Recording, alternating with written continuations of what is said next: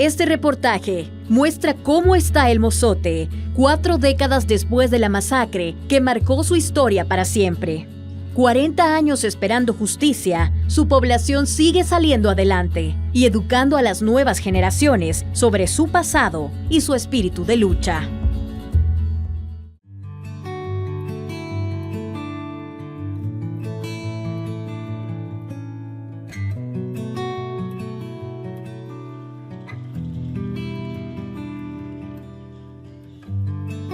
El Mozote ha ido progresando después del conflicto, que tuvimos que abandonarlo por 12 años y empezamos a regresar de uno en uno, y ahora pues ya el temor y el miedo que sentí en ese tiempo ahora ya no se siente. Pues hoy pues ha cambiado bastante por la situación, de que el caserío está diferente.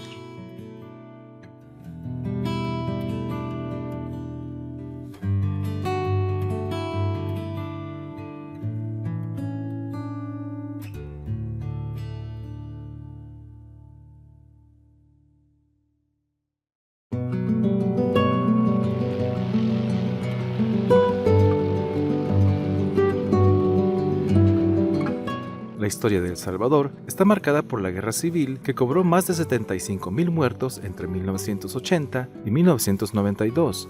Los primeros años fueron los más devastadores para la población campesina de este país, que sufrió los ataques de la estrategia militar llamada Tierra Arrasada, que cobró la vida de miles de salvadoreños y salvadoreñas inocentes que simplemente pagaron el precio de vivir en poblados pobres, alejados de la ciudad y cercanos a las trincheras subversivas de la guerrilla. Esto quedó plasmado en el informe de la Comisión de la Verdad de la Locura a la Esperanza, publicado en 1993.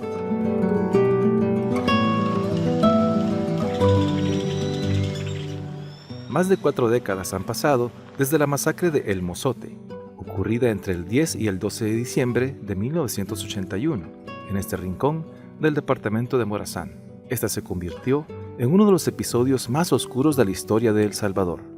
Yo regresé aquí, pues vivíamos 3 en toda esta calle principal, de allá del pie del cerro hasta la escuela vieja habíamos 3 nada más, solo 3 personas. En 2025, el caserío El Mozote es un lugar muy diferente al que fue en los tiempos de la guerra. La intervención en infraestructura que está realizando el gobierno de Nayib Bukele le ha dado otro rostro a este pueblo mártir. Algunos de sus habitantes están de acuerdo con los cambios, mientras otros siguen exigiendo justicia para las víctimas de la masacre. Por ahí se está construyendo el cubo, por aquí se están haciendo un mirador que nosotros no sabemos por qué puede hacer eso, pues no tenemos nada de idea, y algunos puestos de venta que van a hacer que... Y ahora con el apoyo del presidente, que ahora sí no se ocupa de andar llorando, como decimos, para conseguir algo. Lo que están haciendo aquí es maravilloso. Lo que sí es evidente es que sus habitantes siguen siendo gente trabajadora que busca salir adelante ante las adversidades que les impone la vida. En este caserío del distrito de Meanguera del municipio de Morazán Norte, alejado por cerca de 200 kilómetros de San Salvador. La gente vive de remesa, la gente vive de la agricultura, algunos todavía, y algunos viven a través de la policía, ejército, que se han involucrado. Bueno, ahorita podemos decir, gracias a Dios, está bastante prosperado. El lugar tiene bastante lo que por la historia de la masacre está siendo bastante beneficiada con asuntos de la reparación, de lo que el gobierno tiene, la sentencia que está cumpliendo. Poco empleo. Mi trabajo es la albañilería, pero a medida fui trabajando lo que fue el negocio, pues me fui quedando mejor. Me fui quedando y gracias a Dios hemos salido adelante con mi familia. En la actualidad, lo que nosotros no queremos que se pierda es la memoria, digamos, de nuestros familiares, y estamos trabajando con los centros escolares, digamos, para replicar, digamos, lo que sucedió en El Mozote y que no pueda olvidársele. En 2021, Bukele informó que el gobierno invertiría $32.4 millones en obras de reparación de las víctimas y sobrevivientes de la masacre en el caserío El Mozote y comunidades aledañas. A 2025 se ha modificado la plaza central, se construye un cubo y una plaza comercial. Dijo, ahora mismo damos órdenes para que trabajen las máquinas y comiencen a destruir la escuela la escuela que tenían los familiares en aquel tiempo, la destruyeron. La Concha, la Plaza Memorial, y estaban con las máquinas a punto de darle el monumento cuando un grupo de nuestros familiares, igual como mi persona, intervenimos y pedimos apoyo de otras organizaciones de San Salvador, vinieron, estuvimos en un plantón y logramos que la Corte le dio un estimato al gobierno y le dijo, mire, esto no lo pueden tocar porque aquí hay más de 400 personas enterradas. Es complicado, digamos, para nosotros porque a la Corte se le reportó una obra hecha que costaba más de $45,000 y que era a beneficio de la víctima. Pero de un momento a la nada, solo por la orden de alguien, se destruyó y lo peor es que quedó al aire y no podemos tener un espacio donde poder conmemorar. Nosotros ahora para conmemorar tenemos que contratar tarima, pagar una tarima para hacerlo y lo hacemos en la calle porque realmente la plaza se arruinó porque se puso más lámparas que un lugar donde poder tener actividades. En medio del clamor por la justicia y las intervenciones en infraestructura del gobierno de Bukele, el Mozote sigue creciendo poblacionalmente con nuevas generaciones que tendrán el compromiso de conservar la memoria histórica que tiene este caserío. Ya como algunos 4,000 personas solo en el lugar. Sí, hay bastante gente. Niños hay casi 400 matriculados y hay otros que no estudian. Es por lo histórico, aquí por eso que visita la gente, no es porque haya un lugar turístico. Y sí, no, algo otras cosas, no, aquí nomás es por la historia, por lo triste que aquí pasó. Cultura tenemos alrededor de 6 años que no tenemos claro con ellos. Y aparte de eso tenemos monumentos que estaban en proceso de construcción. Por ejemplo, ahorita estamos construyendo un monumento en Cacaopera a través de donaciones de un grupo de personas, porque ahí estaban enterrados los familiares y no había monumento. Entonces ahorita se está construyendo cuando ya Cultura lo tenía en planos para construirlo, pero se desvió, digamos, la función de Cultura a otros temas y ya no es el tema de memoria histórica. Un caso dilatado. Más allá de la tranquilidad y la paz que se respira en el Mozote, existe una lucha por la justicia que, a diferencia de su renovada imagen, sigue intacta e inalterable. A pesar de los testimonios, las pruebas forenses y los fallos judiciales que han reconocido la responsabilidad del Estado en la matanza de cerca de 1,000 personas, la justicia aún no ha llegado para las víctimas y sus familias. Los sobrevivientes y defensores de derechos humanos continúan exigiendo el fin de la impunidad, mientras los procesos judiciales avanzan lentamente en un país donde la memoria y la verdad siguen siendo una lucha constante.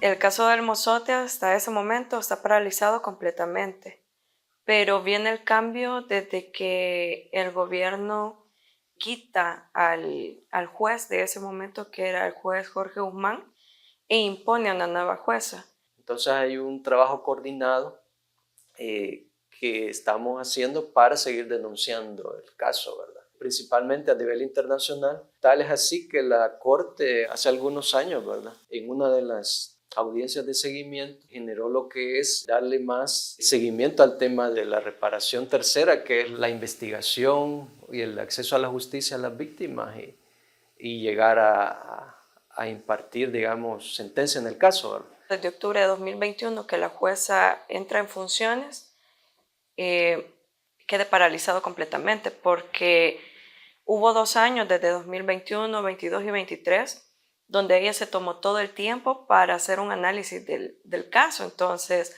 pasaron 2 años donde no hubo prácticamente nada. Y ya con la jueza actual, ¿verdad?, Mirtala Portillo, pues se ha detenido, se ha evitado, digamos, que pase a esta etapa de vista pública, pero también se han hecho diligencias que son para nosotros dilatorias y repetitivas, ¿verdad? Sumado a la situación de que no hay o no se quisieron entregar nunca los archivos militares, ¿verdad? Se escondieron, se dijo que se habían destruido. Documentos esenciales para el caso nunca se quisieron enviar y también se dan estas diligencias que para la acusación pues no son efectivas, ¿verdad? Para nosotros la licenciada, digamos, no ha venido a ayudar al tema del Mozote, sino que ha venido, digamos, como a dilatar los procesos por la situación de que ella quiso conocer nuevamente todo el proceso. Comenzó a martirizar, digamos, a nuestros familiares, llevándolos nuevamente testigos que habían ido 2 veces y los volvieron a dejar llegar otra vez. Entonces para nosotros era como complicado. Nosotros pedimos a través de la fiscalía que no podían seguir haciendo lo mismo. Entonces dijo la fuerza que ella iba a crear una metodología para estar visitando a los familiares a las casas, pero lo mismo, vienen a visitar a la casa, está un día prácticamente con los familiares. De hecho, nosotros no quitamos el dedo del renglón, siempre estamos solicitando que el caso continúe. Y no solamente eso, sino que tenemos también a la mano los procesos que se llevan ante la Corte Interamericana de Derechos Humanos, exponiendo este tipo de casos como la dilatación que hace la jueza en el caso en mención, ya que la Corte ordenó al Estado de que haya una justicia efectiva y rápida para las víctimas. Sin embargo, vemos de que ella hace todo lo contrario. Para nosotros han perpetuado la impunidad, ¿verdad? Hasta la actualidad han muerto más de 140 víctimas, sobrevivientes, ¿verdad? Y también familiares esperando justicia. Lamentablemente también han muerto perpetradores de los 16. El caso del Mozote sigue siendo una herida abierta en la memoria colectiva de El Salvador, un eco de justicia que resuena entre las víctimas y sus familias tras más de 4 décadas de espera. La llegada de una nueva jueza, lejos de acelerar el proceso, ha añadido un capítulo más a esta larga historia de atrasos deliberados, levantando sospechas sobre la voluntad real de alcanzar la verdad y la rendición de cuentas. Mientras víctimas y victimarios envejecen, el caso con mayor documentación de pruebas del conflicto armado se desvanece en la impunidad. La lucha por la justicia persiste en quienes se niegan a que este caso caiga en el olvido, porque saben que la paz verdadera no puede construirse sobre el silencio o sobre la impunidad.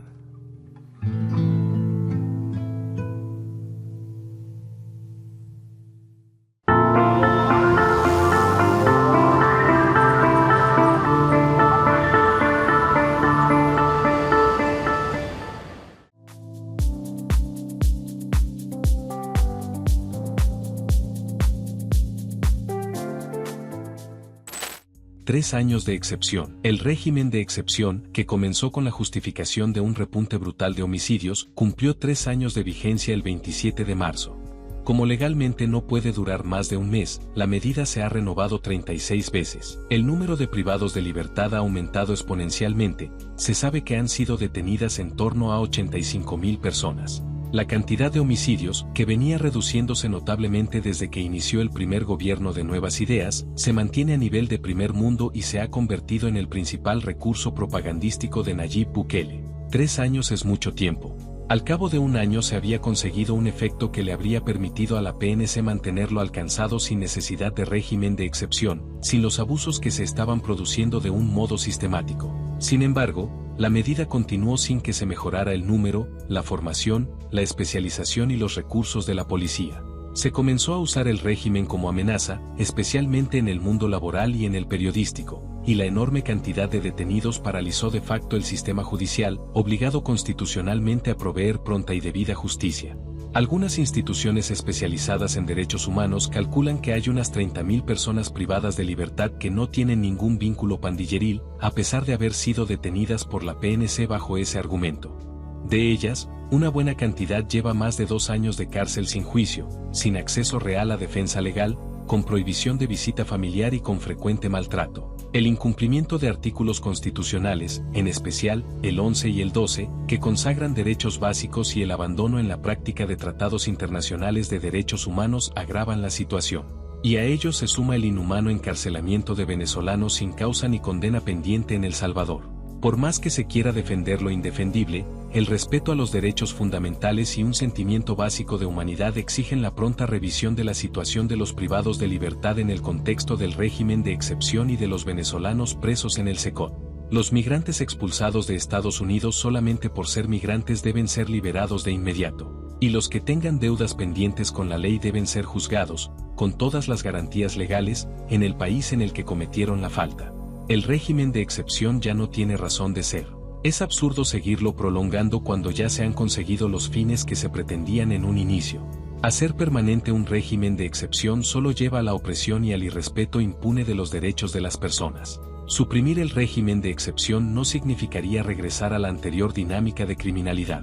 Las organizaciones delincuenciales que sembraban miedo y dolor están desarticuladas. La Policía Nacional puede y debe mantener la actual situación de seguridad pública sin recurrir a arbitrariedades y abusos. El cese del régimen daría pie a procesos judiciales creíbles y con garantías, y a la pronta liberación de miles de inocentes que sufren privación de libertad.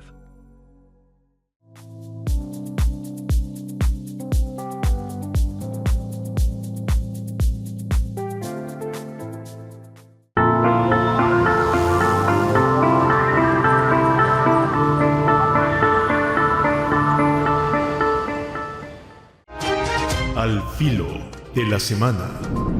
Análisis de temas nacionales e internacionales con un enfoque diferente. José María Tojeira, al filo de la semana.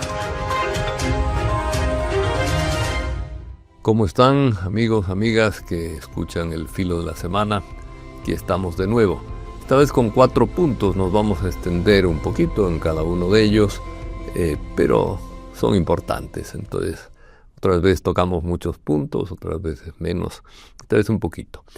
Lo que ha caracterizado la semana, no solamente a nivel interno en El Salvador, sino que ha tenido eco externo también, es la llegada de Kristi Noem, secretaria de Seguridad Nacional de Estados Unidos, ¿verdad? Al final hubo una serie de convenios. Yo creo que el convenio de antecedentes penales es importante, ¿verdad? Con tal de que no se exagere, porque en algunos momentos en un gobierno del FMLN mandaron no solo antecedentes penales, sino todo tipo de pequeño problema que hubo, pues que 2 se pelearon en la calle y bueno, pues se arregló la cosa y no pasó, pero quedó registro, mandaron ese registro y esas personas después con visa querían entrar en Estados Unidos, los estuvieron interrogando a ver si tenían algún problema delictivo, etcétera. Bueno, no conviene exagerar como exageraron en aquel tiempo otros. Pero ciertamente el que se comuniquen entre países antecedentes penales es importante, ¿verdad? Pero también otras cosas que son un poco vergonzosas y que son las que han hecho que a nivel internacional se vea perjudicado El Salvador, ¿verdad? Porque lo que ha salido más es como el irrespeto a las leyes del país. Bueno, esta señora sin duda no conoce la Constitución salvadoreña, ¿verdad? Los numerales son 11, 12 y 13, con este convenio de meter presos en El Salvador a personas que no tienen problemas judiciales, digamos, e internacionales en otro país, no tienen condena, no tienen abierto ningún caso. Tenerlos aquí es tener secuestrados inocentes, ¿verdad? Es decir, tener presos inocentes no lo puede tener el país porque la Constitución lo prohíbe, ¿verdad? Y también yo creo que es importante que una personalidad como la de esta señora, ¿verdad? Que llega al país, que respete también, que no hable. Por lo visto, algunos periódicos sacaron la idea de que vamos a cazar a los migrantes con Z, ¿verdad? Como si fueran animales, ¿verdad? Es decir, eso sí no es una falta de respeto. Por mucho poder que tenga Estados Unidos o por mucho poder que se crea esta señora que tiene, no hay derecho a hablar así de los migrantes en particular. La mayoría de los migrantes son buenas personas y no se les puede satanizar, ¿verdad? Que es lo que están haciendo algunos políticos de Estados Unidos, lamentablemente, ¿verdad? Es decir, y además es un poco cómico porque esta señora ha sido incapaz de tratar el escándalo de las filtraciones de temas de seguridad en el propio Estados Unidos, ¿verdad? Es decir, han estado haciendo un plan de ataque a los hutíes del Yemen y invitaron sin darse cuenta a un periodista que, bueno, fue muy patriota norteamericano, que no publicó inmediatamente lo que aquellos señores decían, pero que vio después que realmente era cierto. Al principio incluso pensó que podía ser una broma, pero reconoció voces, reconoció hechos que pasaron inmediatamente después, 2 horas después, según lo hablado en esa reunión donde estaba el presidente Trump, donde debería estar ella, pues la secretaria de Seguridad Nacional, etcétera. Nada, ahí se filtró todo, ¿verdad? Es decir, son incapaces, tienen un poder un poco tonto al interior del país, de Estados Unidos, y después hablan de cazar y hablan, no sé, de un modo realmente salvaje, podríamos decir, ¿verdad? Es triste que esta señora pues hable de esa manera, ¿verdad? Es decir, y pues como esta señora se exhibió con fotos ahí, con los presos del SECOT detrás, yo creo que conviene hablar también del régimen de excepción. Además, se cumplieron 3 años exactos del régimen de excepción. 3 años es demasiado tiempo, ¿verdad? Ha salido recientemente un magnífico informe de 6 organizaciones de derechos humanos, ahí está el IDUCA, entre otros también, en que informa de lo que hay, ¿verdad? Y lo que hay es triste, es decir, es un fracaso del Poder Judicial, incapaz de juzgar a 80,000 personas detenidas bajo el régimen de seguridad. Es un fracaso a nivel de derechos humanos, personas que no tienen mayor prueba contra ellos, salvo una afirmación policial, porque tenían un perfil. Un perfil no es una acusación, ¿verdad? Tenían un perfil de que podía ser miembro de maras, etcétera. Bueno, es decir, y luego además un sistema que ha perjudicado especialmente a gente de las colonias empobrecidas del país, ¿verdad?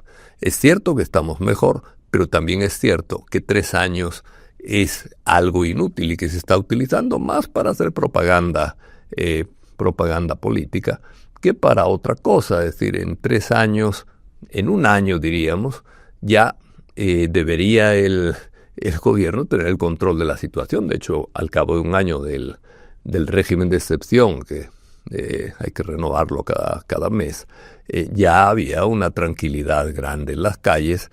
Ya la policía con sus propios recursos podía mantener la situación, ¿verdad? Es decir, entonces ya el proseguir yo creo que es un abuso y una manera de meterle miedo a la gente, etcétera, ¿verdad? Ojalá pues se reflexione, ¿verdad? Y se libere a los inocentes que están presos. Es decir, hablan algunas de estas ONGs, hablan de 30,000 personas detenidas sin causa, ¿verdad? Es decir, además hay quejas de maltrato. Hoy salía en el periódico las declaraciones de los familiares de uno que murió dentro de las cárceles, que los habían tenido durante 1 mes pasando sed, es decir, con escasez de agua. Evidentemente este tipo de cosas nos desprestigia enormemente, ¿verdad? Y bueno, y la visita de la Kristi Noem ha contribuido a ese desprestigio internacional, críticas, etcétera. El tema de los venezolanos es un tema que yo no soy simpatizante del presidente Maduro de Venezuela. Al revés, me parece que es un hombre que ha robado las elecciones y que en ese sentido está en una situación muy precaria, ¿verdad? Y es normal que muchos países le hayan criticado, etcétera. Pero en lo que dice de los presos venezolanos tiene razón. Una cosa es que sea un mal presidente y otra cosa que no tenga razón en nada, ¿verdad? Es decir, entonces, sí, ese tema también está convirtiéndonos en un país con fama de cárcel cruel, ¿verdad? Y yo creo que eso no es bueno para el país, pudiendo resolver el problema de la violencia ya con las capacidades comunes, ¿verdad? Con la capacidad de la PNC, etcétera, y de la Fiscalía, etcétera. Hay que reforzar un poco el apoyo a la PNC y a la Fiscalía, pero ya son capaces de mantener la situación sin necesidad de unas leyes que además han sido como multiplicadas, ¿verdad? Es decir, porque la ley del régimen de excepción es, digamos, legalmente posible, pero le han añadido cosas que sí rompen con normas constitucionales del país y con tratados internacionales de derechos humanos que el país ha firmado. Entonces, yo creo que ya conviene, después de este tiempo exagerado que hemos tenido de 3 años, cambiar la situación. Y otro punto, les prometí 4 puntos, vamos por el tercero ya. La falta de medicamentos en el seguro y también en el sistema del ministerio, ¿verdad? Hay quejas porque no hay medicación para los diabéticos, sobre todo para diabetes 2, la metformina, que es la medicina más común y más normal que se usa para combatir, ¿verdad?, la diabetes 2, para que pueda llevar el diabético de ese nivel, ¿verdad?, que no necesita todavía insulina, pueda llevar una vida normal, pues parece que escasea, ¿verdad? También las medicinas contra el colesterol, pues los infartos son una de las mayores causas de mortalidad en el país. Pues la medicina contra el colesterol es una medicina bastante normal, la atorvastatina, ¿verdad? Es decir, todo el mundo la conoce. Comprarla en las farmacias sale caro, ¿verdad? Es decir, para la presión arterial también, de nuevo, pues un peligro grande. Para enfermedades autoinmunes hay también ausencia, y en general para dolores musculares, ibuprofeno, metocarbamol, etcétera, que son medicinas de las normalitas, ¿verdad? Es decir, bueno, yo creo que eso sí hay que corregirlo, ¿verdad? Y hay que ponerse al día y dar un servicio adecuado.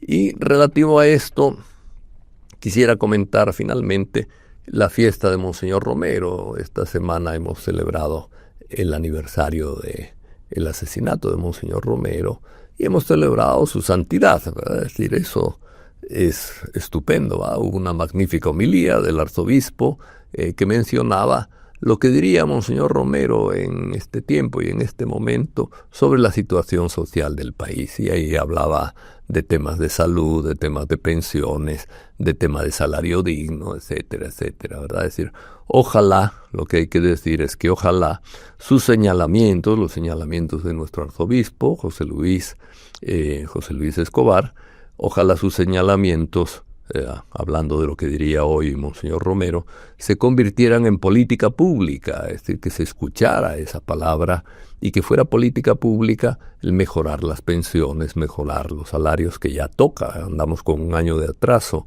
a la hora de fijar el salario mínimo, mejorar la canasta familiar, mejorar toda esta situación en que a veces nos vemos apretados y tenemos que apretar el cinturón.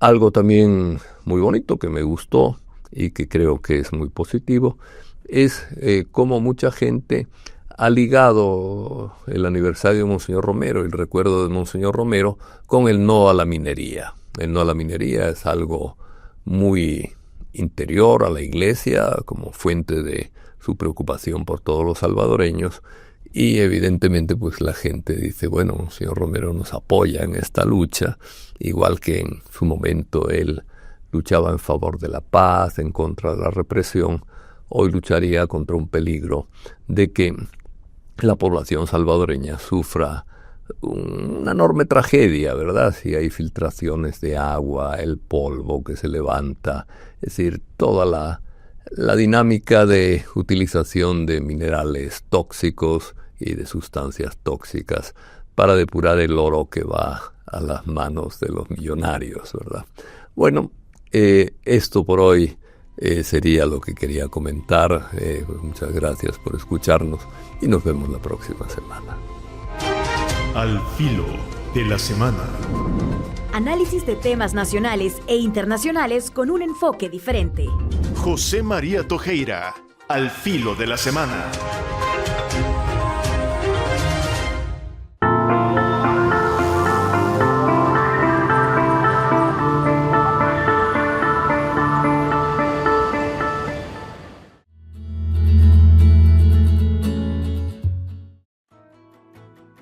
En un mundo donde la interconexión es clave para el desarrollo profesional y personal, La Universidad Centroamericana José Simeón Cañas, UCA, impulsa la internacionalización con la tercera edición de Pasaporte Global 2025. El lanzamiento de este programa reunió a diversas representaciones diplomáticas y culturales, con el objetivo de fortalecer el diálogo intercultural y brindar a los estudiantes una experiencia única de acercamiento a diferentes países sin salir del campus. El objetivo de Pasaporte Global es tener una oportunidad para tener un contacto con diversas culturas del mundo.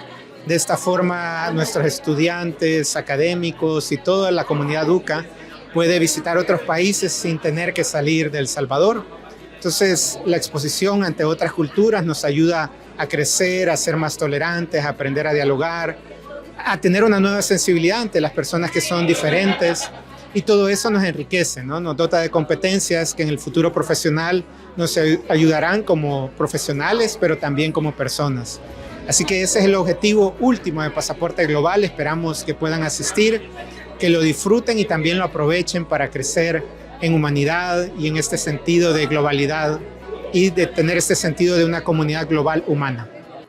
Los asistentes han destacado la importancia de este tipo de iniciativas que les permiten conocer nuevas culturas sin salir del país. Es una maravillosa oportunidad de poder conocer diferentes países, diferentes iniciativas en las cuales nosotros podemos diversificar nuestro conocimiento de diferentes culturas, diferentes tradiciones, en la cual nos da riqueza como personas, la cual aporta mucho a nuestro carácter, nos hace más humanos, nos comprendemos. Pienso que es una oportunidad maravillosa para más personas, no solo estudiantes UCA, sino que gente que esté notificada del evento y de esas oportunidades. Me parece que es un programa muy importante para el crecimiento de los estudiantes. Espero que haya más intercambio cultural, que podamos aprender de otras naciones y que eso enriquezca más nuestra experiencia universitaria. Yo espero que tengamos más conocimiento de otras culturas, de otros países. De hecho, hay países que mencionaron que uno, digamos, puede saber un poco, pero no a fondo. Y también como tener más expectativas de pasantías o especializaciones a nivel mundial en mi carrera y en diferentes carreras también. Este 2025 se suman Guatemala, Panamá, Japón, Perú y España, fortaleciendo lazos culturales y académicos. Desde la Embajada de España estamos ya organizando nuestro calendario y las actividades para este mes que tendremos aquí participando de Pasaporte Global en la UCA. Y bueno, esperamos acercar la cultura, la tradición, la historia y bueno, y el arte que tiene España para ofrecer. Nosotros tenemos ya programado 3 actividades que yo sé que les van a encantar a los jóvenes de la UCA. Va a haber una mezcla de literatura panameña a través de un joven que se llama Javier Romero. Además va a haber una muestra de cine panameño. Por último, una exposición física de los sombreros pintados que son hoy en día patrimonio cultural inmaterial ante la UNESCO. Guatemala será el primer país en abrir las puertas a esta experiencia, brindando a la comunidad universitaria la oportunidad de conocer su riqueza cultural, gastronómica y educativa. Que los estudiantes de UCA se den cuenta de todas las riquezas naturales, culturales, nuestra cultura colonial, nuestra cultura maya. Todo eso creo que no todas las personas han tenido la oportunidad de conocer Guatemala, pues ahora a través de esta participación que vamos a tener acá en UCA, vamos a poder invitar a todos los hermanos salvadoreños para que nos visiten. Especialmente vamos a tener una exposición el día de la inauguración. Además, tendremos también las maravillosas culturas de Perú en el mes de agosto y Japón en junio, en esta tercera edición, la cual estaremos esperando con ansias. Con cada edición, Pasaporte Global reafirma su papel como un puente hacia el mundo, conectando fronteras y construyendo ciudadanos del mundo, demostrando que la educación superior no solo se trata de conocimiento académico, sino también de la apertura a nuevas perspectivas y experiencias internacionales.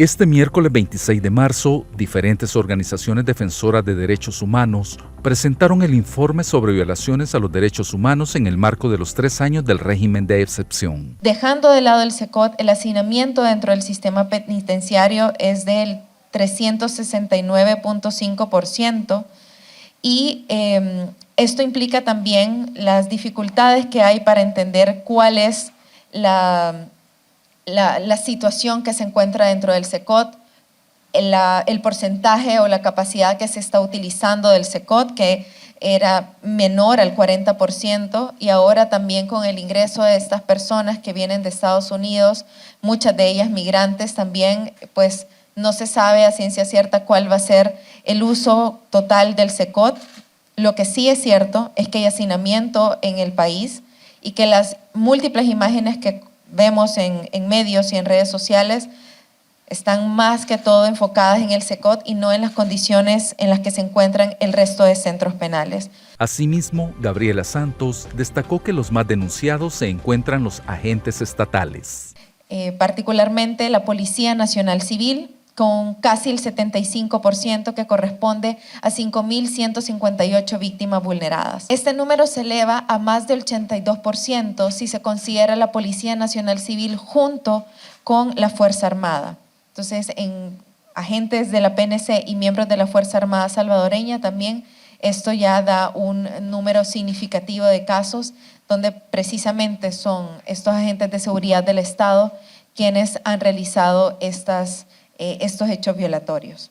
Y entre el 27 de marzo de 2022 y el 28 de febrero de 2025, respecto de los casos que hemos recibido, han ocurrido 17.298 hechos violatorios. Es importante mencionar que las víctimas indirectas en su mayoría son niños, niñas, adolescentes, que padecen también. No solamente es relevante ver aquellas personas privadas de libertad a secas, que ya en sí mismas están viviendo una situación lamentable por la violación de sus derechos humanos y la falta del debido proceso, sino toda la repercusión también en sus familias y, como mencionaba, particularmente en la niñez. Según el monitoreo de medios realizado por el Servicio Social Pasionista, hasta diciembre del año pasado se contabilizaba 278 muertes bajo custodia del Estado.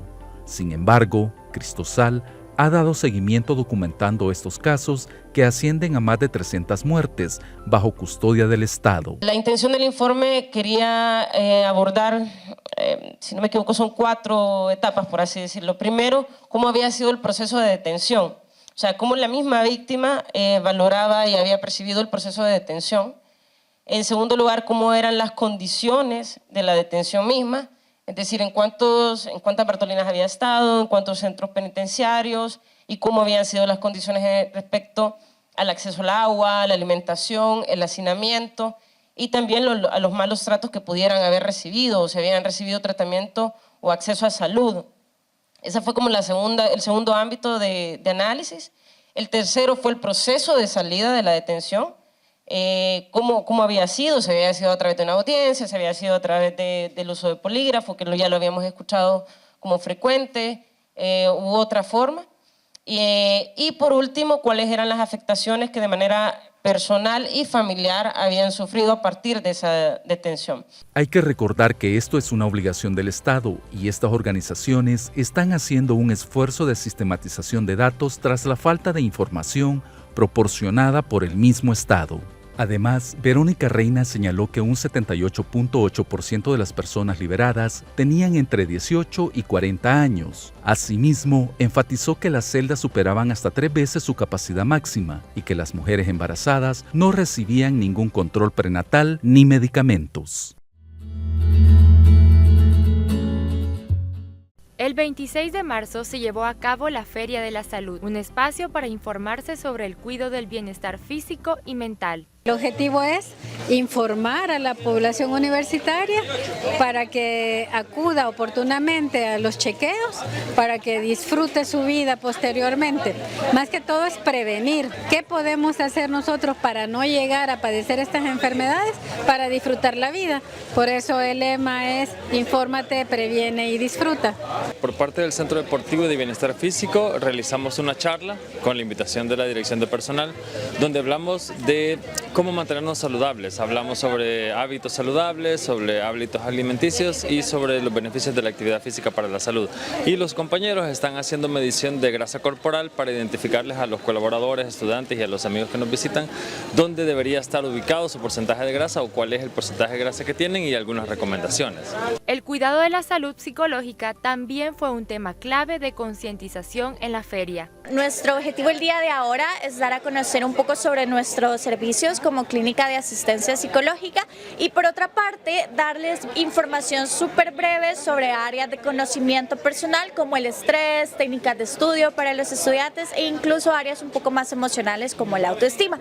Adicional a ello tenemos un pequeño pool de estrategias concretas y súper prácticas que pueden aplicar el día de ahora sobre su salud mental. Los asistentes encontraron un espacio donde pudieron acceder a información que les permitió ampliar su conocimiento sobre la salud de forma integral. Creo que para los estudiantes es estrictamente necesario tener conocimiento de lo importante que es la salud. Por ejemplo, nos han ofrecido técnicas de hidratación, también acá en el área de psicología nos enseñan que es necesario a veces expresar nuestras emociones, tener a alguien que nos escuche, alguien profesional que nos escuche y nos pueda aconsejar de una manera propia. Solo he visitado este stand donde ven los pies y me parece que es un examen súper interesante.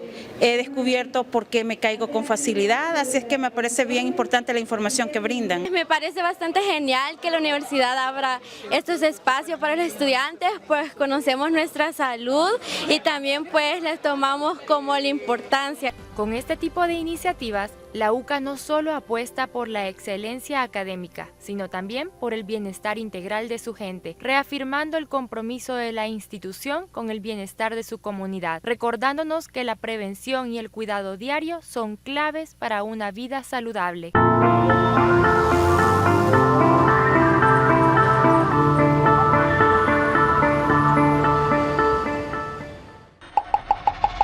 El pasado sábado 8 de marzo, cientos de mujeres salieron a las calles a marchar en conmemoración por el Día Internacional de la Mujer. Pero, ¿te has preguntado por qué se conmemora justo ese día? De hecho, hay una historia detrás de esta fecha y es por eso que no debe ser olvidada. El Día Internacional de la Mujer no surgió de un único acontecimiento, sino que es el resultado de más de un siglo de luchas feministas para reclamar la igualdad económica, laboral y social entre hombres y mujeres. Para esto, hay que retroceder al siglo XIX y principios del siglo XX. Cuando las mujeres no tenían derecho a votar, a la participación política, incluso ni a manejar sus propias cuentas de dinero. Mucho menos podían acceder a la formación, ni contaban con leyes que regularan acceder a trabajos justos y seguros, por lo que eran explotadas y trabajaban en pésimas condiciones. En 1848, en Nueva York, dos mujeres estadounidenses exigieron derechos civiles, sociales y políticos para las mujeres, manifestando que todos los hombres y las mujeres son creados iguales. Y aunque en este momento fueron recibidas con burlas, esto abrió paso a mejorar las condiciones de las mujeres. Según diversos historiadores, otro antecedente que marcó la elección de este día fue la protesta de mujeres realizada en 1908 en Nueva York, en la que alrededor de 15,000 manifestantes exigieron jornadas laborales más cortas, salarios justos, condiciones de trabajo más humanas y el derecho al voto. Otro evento fue en 1911 en una fábrica de Nueva York, donde debido a un incendio, más de 120 mujeres murieron. Las condiciones de la fábrica eran tan malas que no había equipo de seguridad ni condiciones para responder a estos accidentes. Esta tragedia no fue un accidente, fue una prueba de las malas condiciones, la explotación y la indiferencia hacia las vidas de las mujeres trabajadoras. Pero fue a partir de este incendio que se pudo avanzar en los derechos de las mujeres. También la elección del 8 de marzo como el Día Internacional de la Mujer está vinculado a las protestas de las mujeres rusas en 1917. Esto sucedió en medio de la Primera Guerra Mundial, donde las mujeres salieron a las calles con el lema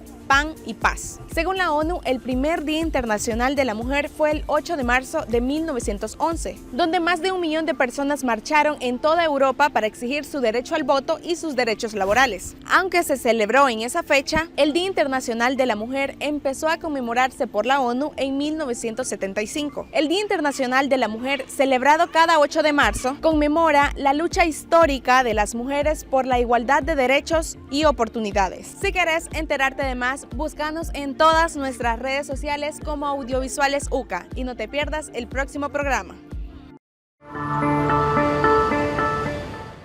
Actualmente tengo 24 años, estudio, trabajo y gano un poco más del sueldo mínimo. Y curiosamente aún vivo con mis papás. Miren, no me malinterpreten, no es que no quiera independizarme o que tenga mamitis o algo así. Lo que pasa es que genuinamente no me alcanza para hacerlo. El sueño de comprar una casa y tener una vida digna es cada vez más caro. Y miren, vamos a hacer un ejercicio sencillo. ¿Cuánto dinero necesito ganar para poder independizarme actualmente en El Salvador? Vamos a empezar con lo más básico, que es una casa. Para nadie es un secreto que el precio de las casas ha ido subiendo con los años. Y miren, es curioso, porque según el censo de 2014, cuando éramos 6.3 millones de salvadoreños, por como íbamos creciendo, para 2024 deberíamos haber sido unos 7 millones de personas viviendo en El Salvador. Pero no, resultó que apenas si éramos 6.029.976 salvadoreños. O sea que no es que la demanda por las casas haya aumentado, sino que, como dicen los expertos, es una burbuja inmobiliaria basada en la especulación. Ah, y claro, que veamos a las casas como una inversión a la que podamos sacarle mucho dinero en lugar de un derecho para todos. O sea, hemos llegado a tal nivel que actualmente cuesta $150 alquilar una habitación en Soyapango. Por favor. O sea, eso representa el 44% del salario mínimo por una habitación en Soyapango. Y probablemente me vas a decir, ¿y qué se puede hacer al respecto si es el libre mercado y todo eso?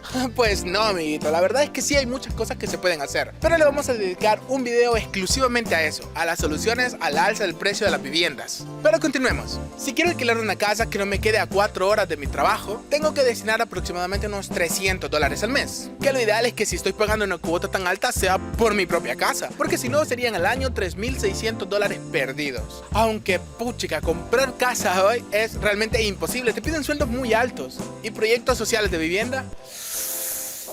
Pero continuemos. Si dedicara unos $3 por tiempo de comida, serían unos $9 al día o $270 al mes, sumado a $30 de internet, que ya es una necesidad, y $30 entre luz y agua. Ah, y si ando carro, pues supongamos unos $100 al mes en gasolina, aunque con estos tráficos puede ser mucho más. Aunque si solo tomo un bus de ida y de venida, serían unos $18 al mes. Ay, aunque ir colgado en los buses... Ya vamos a hacer otro video con respecto a eso. Mejor voy a andar en carro. Si es que ya pagué ese carro, entonces en todo eso tenemos $730. Pero, ¿y si se me arruina algo? ¿Y si quiero comprarme algo para mí? ¿Y si quiero salir a vacacionar? ¿Y si me enfermo o me ocurre alguna emergencia? O sea que por los descuentos de AFP, seguro y la renta, necesito andar ganando unos $1.000 para poder independizarme. Y les voy a ahorrar el comentario típico en estos videos. Es que la juventud de hoy en día quiere todos estos lujos y no te alcanza, no te alcanza. En mis épocas comíamos tortillas con frijoles los 3 tiempos si es que había frijoles. No, eso no es un lujo, es una vida digna. Es un derecho para todos nosotros. Por eso nos esforzamos tanto trabajando y estudiando. Respóndanme esto, ¿acaso no nos merecemos una vida así? Quiero saber tus opiniones en la caja de comentarios. Y si te gusta esta clase de contenidos, te invito a que nos sigas en todas nuestras redes sociales. Aparecemos como Audiovisuales UCA. Y no te pierdas el siguiente programa la siguiente semana.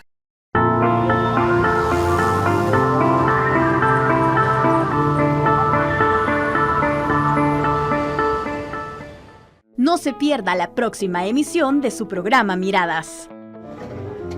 El teatro en las universidades lo que se busca es darle una formación integral al futuro profesional, formándolo en valores, en principios, en habilidades técnicas también para su vida y para sus futuras carreras.